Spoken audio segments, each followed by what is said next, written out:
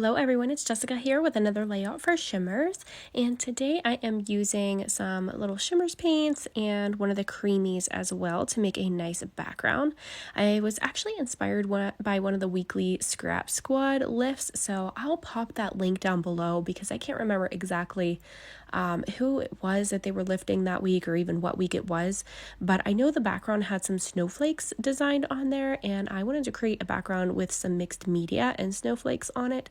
So what I did was I went ahead and prepped my paper with some clear gesso by Finabair, and I just loaded that all to the whole page, and then I just used my spatula to apply it and then waited for that to dry. And then here I'm bringing out a stencil that has my snowflakes on it, and I'm just taping it down with some pixie tape there on the top and bottom, and I'm using some matte opaque texture paste today.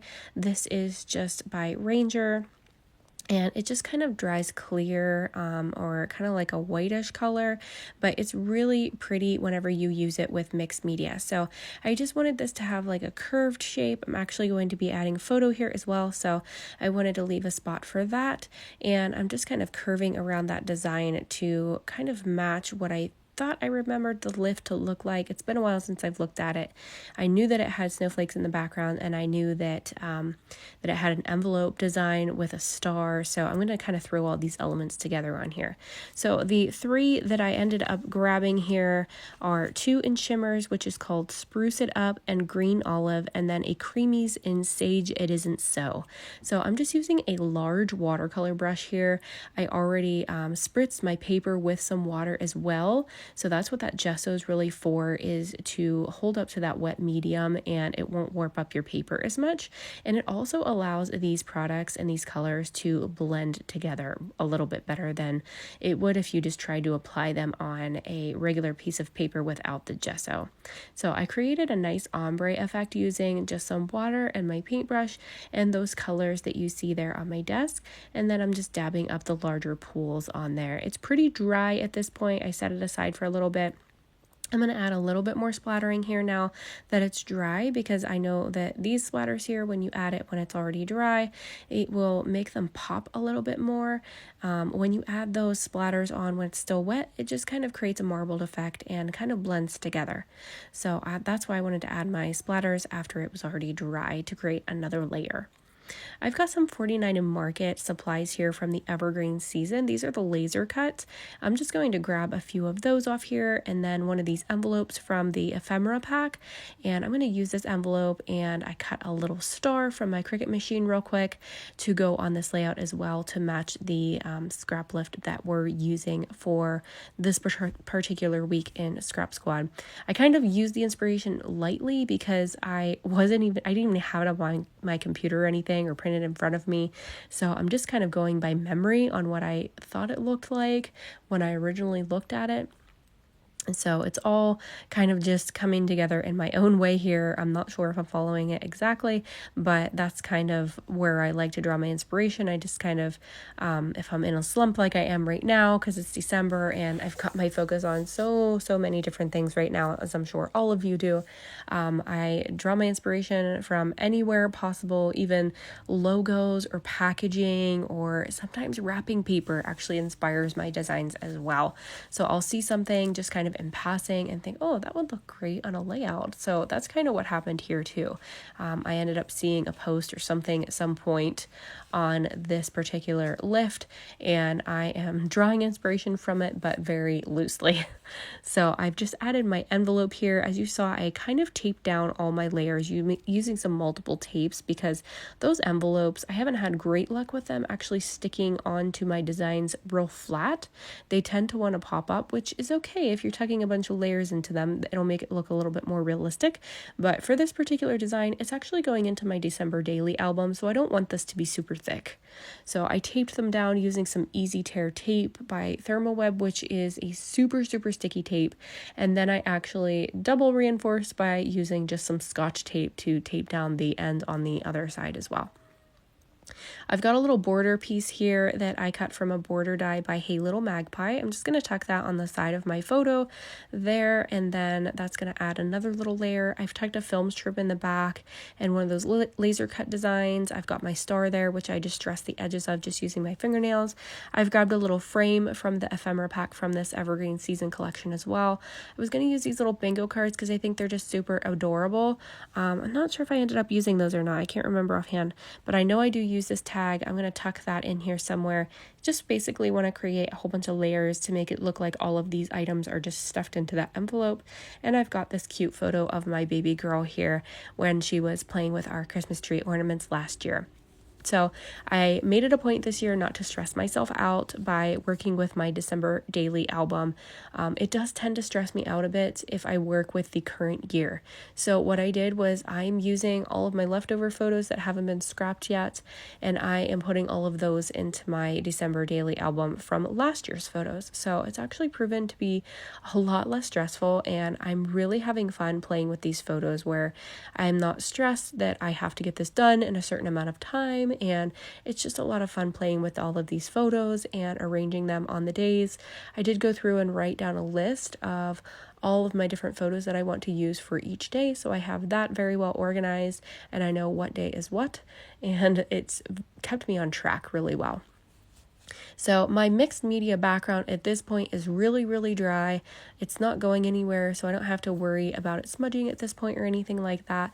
But I do have to worry about reinforcing things when I'm gluing things down to it. So when you work with mixed media, you want to make sure that you're adhering all of your items down on your mixed media very well, because sometimes when you have that mixed media on there, especially with texture paste, things don't want to stick just like you want them to. So I am going to reinforce things that I stick down with a couple different adhesives. So you'll see me do that here in a minute.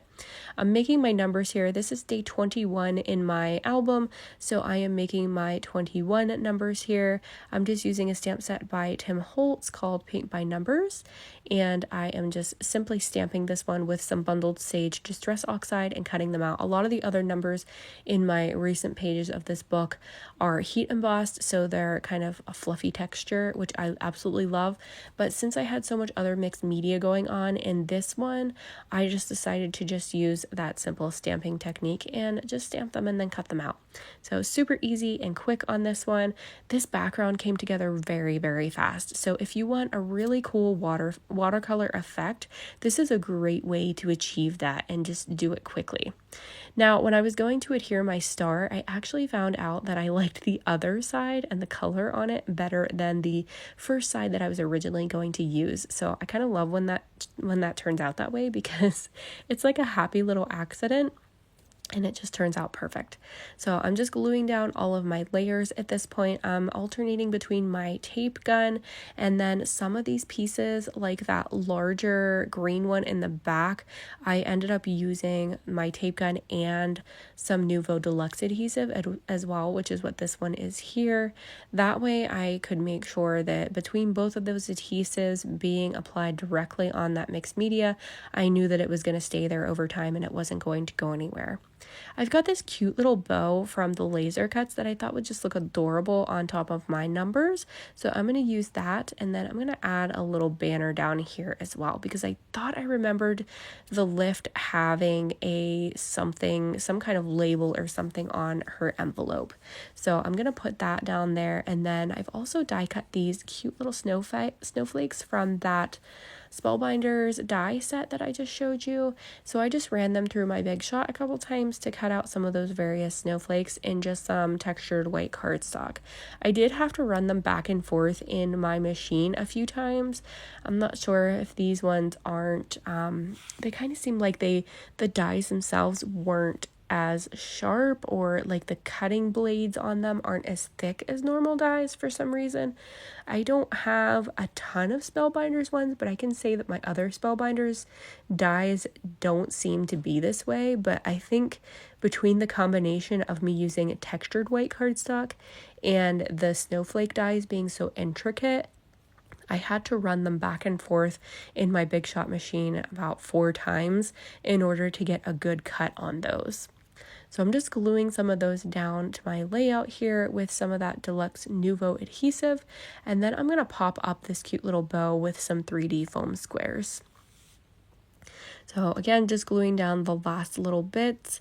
I don't think I'm going to add a ton to this. I'm going to grab some embroidery floss or some ribbon. I think I ended up grabbing some seamstress ribbon just to add to that tag. Yep, here it is. This is some ribbon that I got from Amazon. I love it because it's super crinkly and it's really, really fun. I think it's called like seam binding or something like that. But I love it. I'll see if I can grab a link for you guys and link it down below if I can find it.